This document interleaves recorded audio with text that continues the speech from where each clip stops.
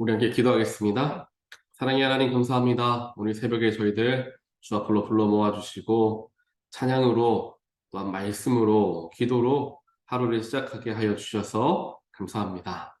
하나님 언제나 저희들은 하나님을 닮아가는 자들, 하나님의 마음을 헤아릴 줄 아는 사람들이 되기를 원합니다. 내 생각과 내 목소리와 내 마음이 더 커져만 가는 이 세상 속에서 성령께서 우리에게 허락하여 주시는 세밀한 음성에도 귀를 기울이게 하여 주시고 그 안에 진정한 생명의 호흡이 있음을 저희들 발견하게 하여 주시옵소서. 세상을 분별할 수 있는 영을 허락하여 주시고 우리의 마음은 언제나 말씀으로 기준으로 삼아 세상을 바라보고 나를 바라보며 이웃을 바라보는 우리 모든 그리스도인들 되게 하여 주시고 또한 우리가 온전하게 주 앞을 주님을 예배하며 찬양하며 주님과 함께 더불어 살아가는 것이 나의 삶의 큰 기쁨임을 깨닫는 우리 모두가 되게 하여 주시옵소서. 오늘 이 새벽 하나님 말씀 대합니다. 말씀이 나에게 주어진 하나님의 말씀으로 받고 저희들 아멘으로 순종하며 오늘 하루도 말씀으로 승리하는 모든 자들의 삶이 되게 축복하여 주시옵소서. 예수 그리스도 이름으로 간절히 기도합니다. 아멘. 오늘 주신 하나님 말씀 함께 보겠습니다. 역대하 31장 1절부터 10절까지 말씀입니다. 거기에 있던 모든 이스라엘 사람들은 이 모든 일을 마치고 나서 각각 유다의 여러 성읍으로 돌아다니며 기동 석상을 산산이 부수고 아세라 목상을 찍어버리고 유다와 베냐민과 에브라임과 므낫세 온 땅에서 산당과 제단을 하나도 남기지 않고 없앤 다음에 각자의 고향, 자기들의 유산이 있는 곳으로 돌아갔다.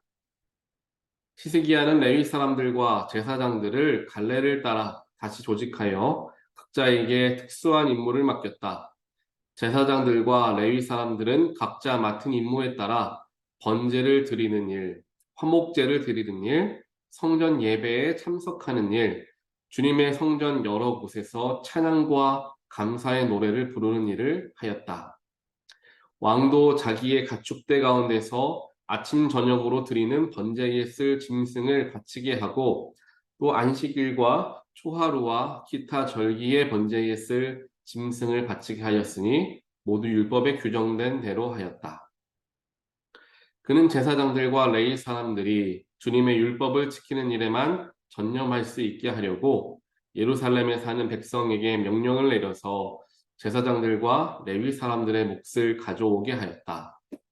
왕이 명령을 내리니 유다에 와서 사는 이스라엘 자손이 곡식과 포도주와 기름과 꿀과 각종 농산물의 첫 수확을 넉넉히 가져왔고 모든 것의 11조를 많이 가져왔다.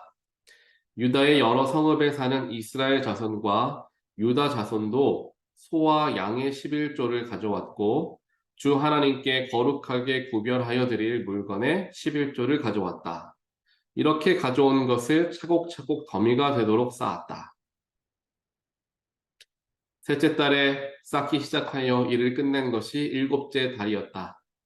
히스기야와 대신들이 와서 이 더미를 보고서 주님을 찬양하고 백성을 칭찬하였다.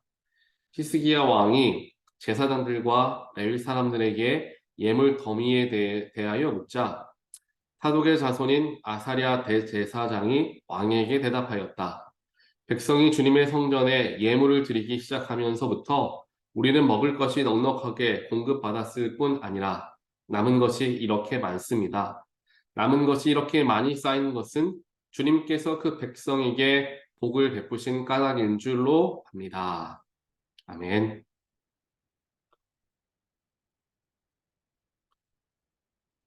오늘 역대하 31장 말씀 우리가 함께 보는데요. 오늘 이 말씀을 이해하기 위해서는 어제 말씀, 역대하 30장 말씀을 우리가 조금 생각해 보아야 합니다. 역대하 30장에서 무슨 일이 있었냐면요. 우리가 지난주부터 쭉 보아왔죠. 토요일에부터 보았는데 이제 히스기야 왕에 대한 이야기가 쭉 이제 기록이 되고 있습니다. 히스기야가 어떤 일을 왕이 되고 나서 어떤 일을 가장 먼저 했냐면 성전을 복구하는 일을 이제 하게 됩니다. 지난 동안 성전이 한마디로 방치되어 있었던 거예요. 하나님께 예배를 제대로 드리지 않고 우상신들을 섬기는 데 바빴던 나머지 또 각자가 만든 산당에서 예배를 드렸기 때문에 하나님을 예배하기 위해 만들었던 하나님의 성전을 굉장히 함부로 하고 있었던 때였다라는 거예요. 그리고 나서 히스기야가 왕이 된 후 이제 이 성전을 다시금 회복하고 그 성전에서 이루어져야 마땅할 예배를 회복하는 일을 히스기야는 가장 먼저 하게 됩니다. 25살이라는 젊은 나이에 왕위에 오른 히스기야가 가장 먼저 했던 것은 예배의 회복이었다라는 것을 지난 토요일 말씀에 보았고요. 그렇게 예배를 회복하면서 즉 성전을 복구하고 그 복구된 성전에서 예배를 드리기 시작하는 장면이 이제 어제 말씀 역대하 30장에 이제 나오고 있는 것이죠. 이 역대하 30장에서 보게 되면 모든 성전의 복구를 한 후에 유월절과 무교절 예배를 이제 드리게 됩니다. 이 유월절과 무교절 그 예식을 하기 위해서 성전을 복구하는데 이제 한 달 동안이라는 시간에 걸쳐서 성전을 잘 준비하고 예배를 이제 준비를 합니다. 그래서 사람들이 다시금 이제 유월절과 무교절 원래 예루살렘에 모여서 예배하는 때 아닙니까? 그때에 하지만 그 전까지는 히스기야 전까지는 모이지를 않았던 거예요. 다시금 유월절과 무교절에 하나님께 모여서 예배합시다 하고 왕이 선포가 온 유다 땅에 이르게 됩니다.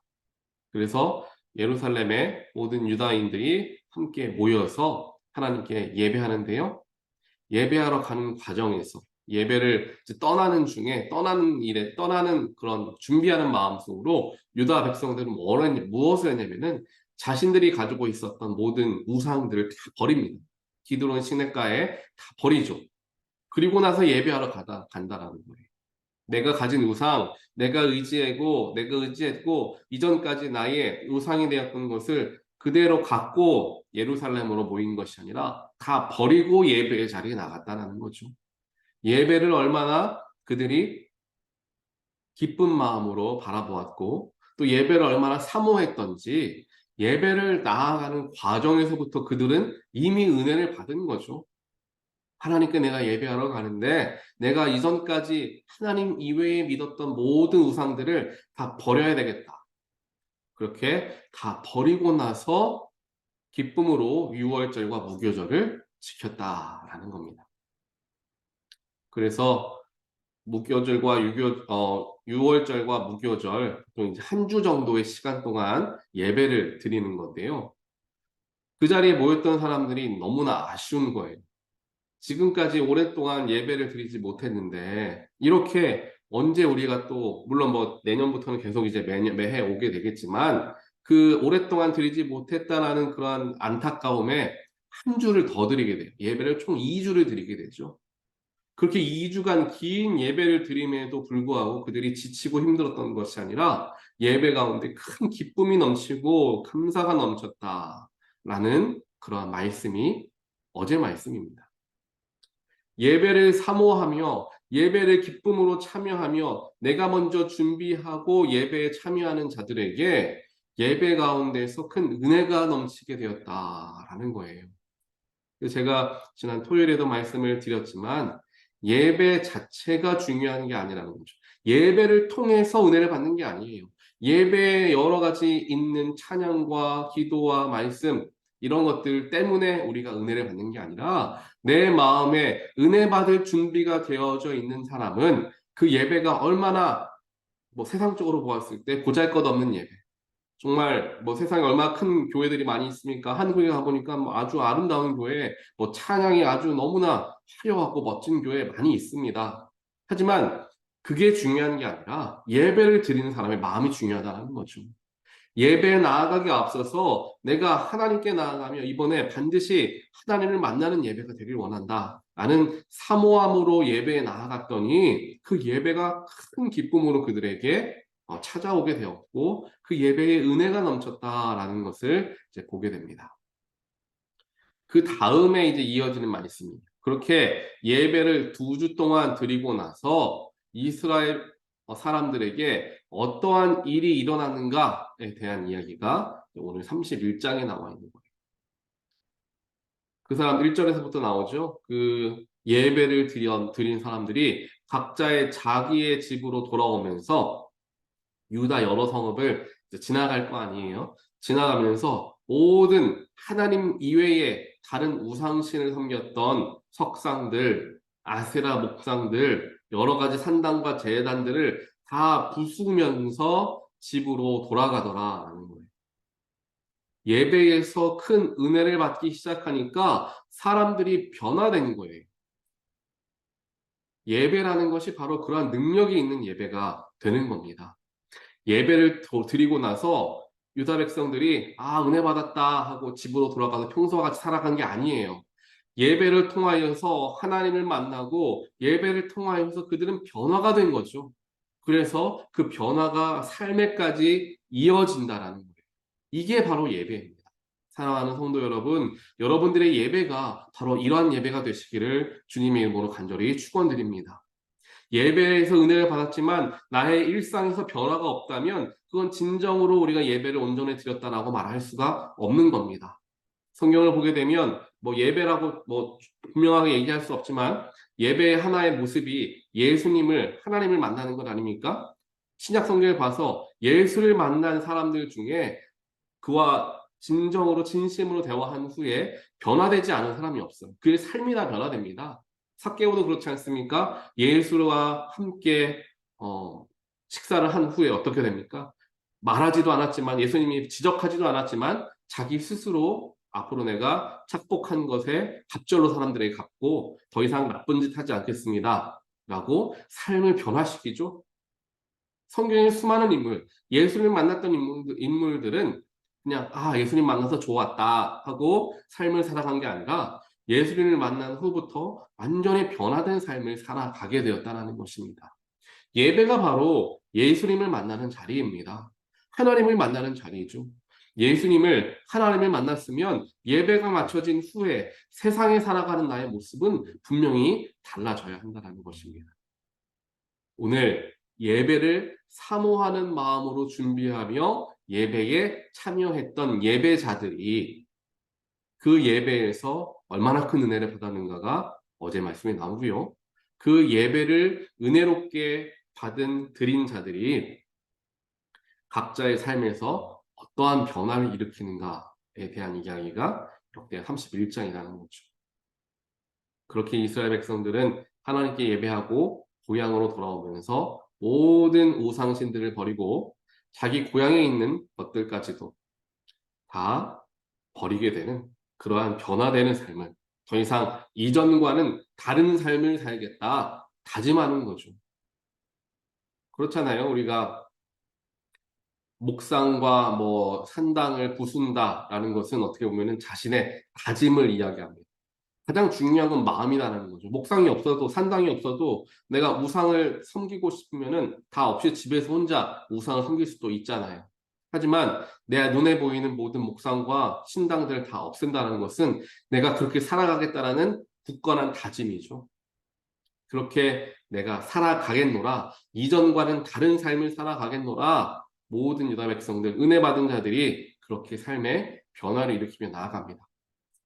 그러면서 또 한 가지 했던 것은 히스기야가 이제 예배가 복구가 됐기 때문에 회복이 되었기 때문에 계속해서 성전에 예배를 드려야 되지 않겠습니까? 그렇다면 예배를 담당하는 레위 사람들과 제사장들이 이제 일을 해야 되는데 하나님의 일만 해야 하다 보니까 당연히 수입이 없겠죠. 그 수입을 이제 어떻게 채워 주어야 하는데 그들이 먹고 살 수 있도록 그들에게 경제적인 것들을 채워 주어야 하는데 그런 방법이 없으니 히스기야가 왕이 이제 이야기합니다. 온 백성들에게 이제 예배를 드리는 제사장들을 위해서 또한 레위 사람들을 위해서 더 나아가 예배 전체가 온전하게 이루어질 수 있도록 하나님의 일들이 온전하게 이루어질 수 있도록 여러분들은 하나님 앞에 헌금하십시오라고 이야기해요. 히스기야가 분명하게 유다 백성 모두에게 명령합니다. 근데 그 이야기가 지금까지 히스기야라는 왕이 자신들에게 세금도 걷어갔을 거 아니에요. 그런데 헌금까지 내라고 이거 너무하는 것 아닌가 불평불만했던 것이 아니라는 거죠. 하나님 앞에서 은혜 받고 하나님 예배 가운데서 마음의 뜨거움을 경험한 사람들은 히스기야의 말이 더 이상 사람의 말로 들리지 않고 하나님의 대언으로 들리기 시작한다는 거예요. 하나님께서 그들에게 말씀하시고 교회가 온전하게 이루어져 나가기 위해서 예배가 온전하게 드려지기 위해서 헌금이 필요하다라는 하나님의 음성으로 그들은 들었던 거죠. 그리고 그것이 제사장들과 레위 사람들을 에게 그들이 먹고 살 수 있는 수입이 되어지고 그 이외의 돈들이 예배에 쓰여진다는 것을 유다 백성들은 다 알고 있었습니다. 근데 그것을 두고 마치 레위 사람들과 제사장들에게 우리가 월급을 따로 주고 예배에 필요한 돈들도 우리가 헌금을 한다. 이렇게 나눈 것이 아니라 그 모든 것이 하나로 묶여서 헌금이다라고 오늘 성경은 표현을 하고 있습니다. 그렇게 헌금을 드리는 것이 얼마나 그들이 헌금이라는 것이 자체가 우리의 마음이 담겨져 있는 것이다. 우리는 표현을 한다는 것을 알고 있습니다. 예배를 통한 은혜가 회복되어지고 예배를 통하여 하나님과 더욱 가까워지며 나의 모든 죄악들을 회개하고 깨끗하게 하는 놀라운 축복이 일어나게 되니까 이스라엘 모든 백성들이 하나님 앞에 유다 백성들이 하나님 앞에 드리는 그런 헌금을 온 마음을 다하여 헌금을 했다라고 이제 그 뒤에 말씀을 나오죠. 특별하게 여러 헌금이라는 표현들보다는 11조라는 표현이 굉장히 많이 반복적으로 나오고 있습니다. 11조를 보니까 여러 가지 11조가 있었던 것 같아요. 5절을 보니까요. 곡식과 포도주와 기름과 꿀과 각종 농산물의 첫 수확과 그것들의 11조를 가져왔다. 라고 이야기합니다.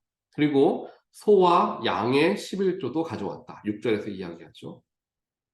하나님께 거룩하게 드린 11조가 전체 수입의 11조로 나누지 않고요. 그렇게 한 번에 묶지 않고요. 곡식과 포도주 중에서, 즉 농산물의 수확 중에서의 11조와 또 이제 동물들을 통해서 얻게 되는 11조를 나누어서 하나님께 11조를 드리는 것을 보게 된다는 거죠.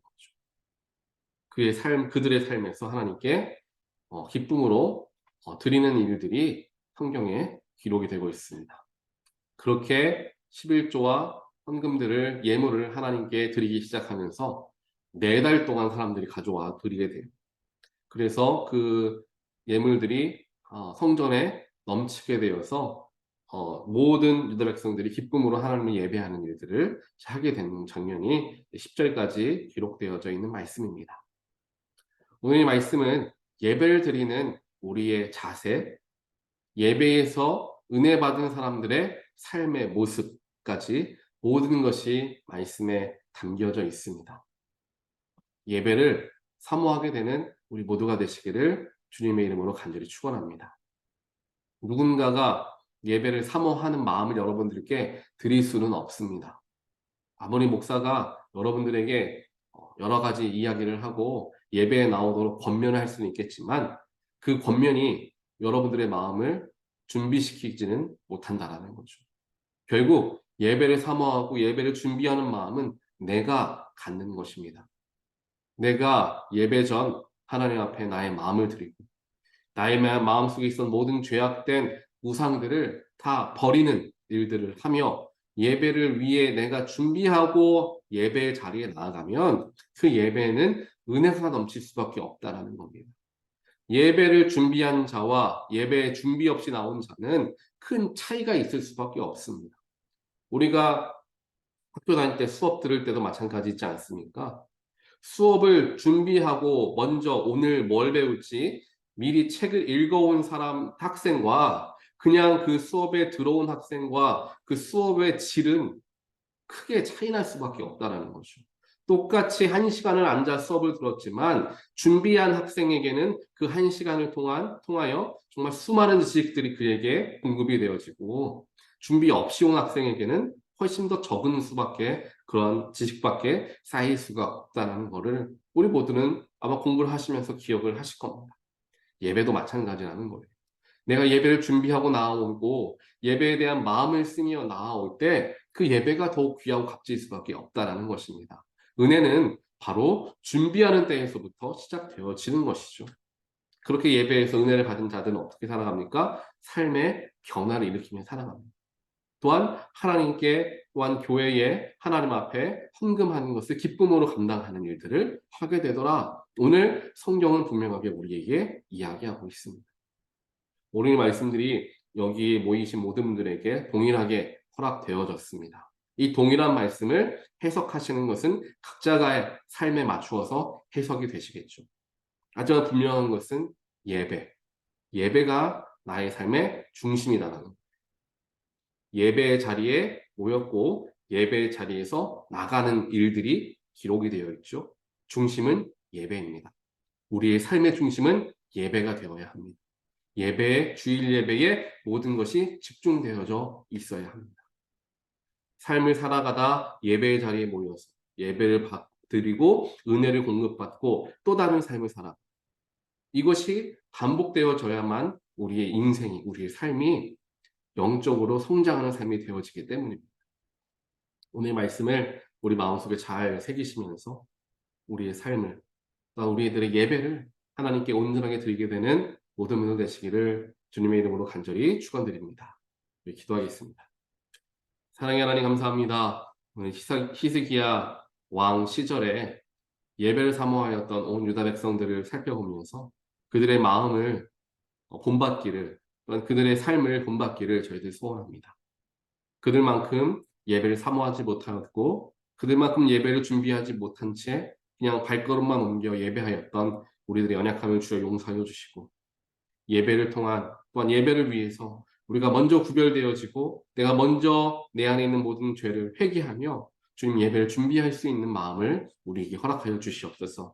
그렇게 예배를 준비하며 예배 자리에 나아갔을 때 그 예배는 분명히 다른 예배가 되어질 줄 믿습니다. 그 예배 가운데 은혜가 넘치고 하나님의 임재가 가득한 것을 우리가 바라보게 될 줄 믿습니다.